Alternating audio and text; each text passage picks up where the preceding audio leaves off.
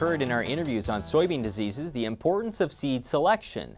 While the 2014 crop is still in the field, UNL Extension educator Nathan Mueller says farmers can already be thinking about variety selection for the 2015 season. In a soybean field near Fremont Wednesday, we talked with Nathan about what to look for in a variety and why you might want to start looking now. The main thing now is to capture those early seed discounts, and the nice thing about doing that, we can go ahead and capture those early discounts, select a few varieties, and we'll talk about what to select for.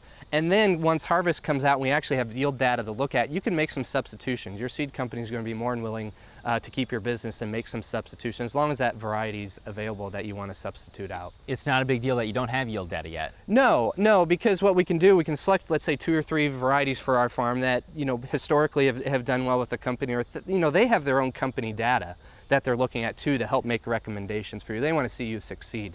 And then you can actually look at third-party yield trials that come out, whether it's First or University of Nebraska, and then look at the data. Okay, maybe one of these 3 didn't perform like we thought. Let's substitute it out with something else. Now, the only thing that comes into play there is the fact that some varieties might be a little harder to get, some new ones. So if you really want to try those, it might be important to pick those out now and drop them and pick one up. Maybe that's a little bit easier to get. Seed supply looks to be good this year for most varieties. Let's talk about specifically selecting a variety. What should you look for if you've had problems with SDS or SCN? Yep.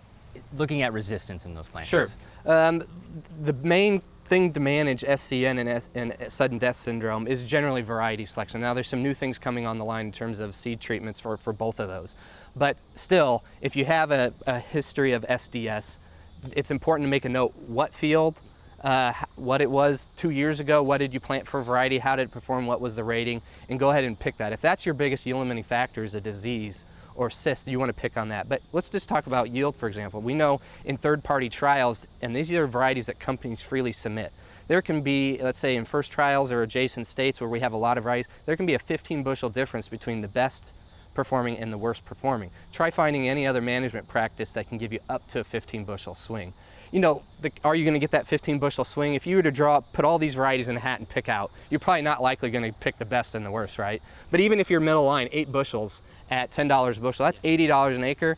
There's a lot of farmers that want to figure out how to make an extra $80 an acre this next year. And I've heard researchers talk about the improvements that seed companies have made. You don't take as much of a penalty for selecting something, for instance, that has an SCN resistance to it or tolerance to it. No, and a lot of things when it comes to SCN, they've worked out that plant introduction for SCN the most common. So now there's not a yield drag in most of those varieties. SDS, I've never really heard of any yield specific drag with looking or selecting for SDS. What if you've had lodging problems in some of your fields? Yeah, so lodging problem, like this field behind us, you can see there's a little bit of lodging. If you're in an area where you have history of tall beans or lodging, or you have a manured field, whether it's through biosolids or cattle manure or hog manure, those are environments where you tend to get a lot of vegetative growth. And if soybeans lodge, before harvest, that limits photosynthesis, you tend to have more disease issues, and then obviously a problem come harvest. So those are things to look for, the standability rating of the variety, and most companies give that type of either lodging or standability score.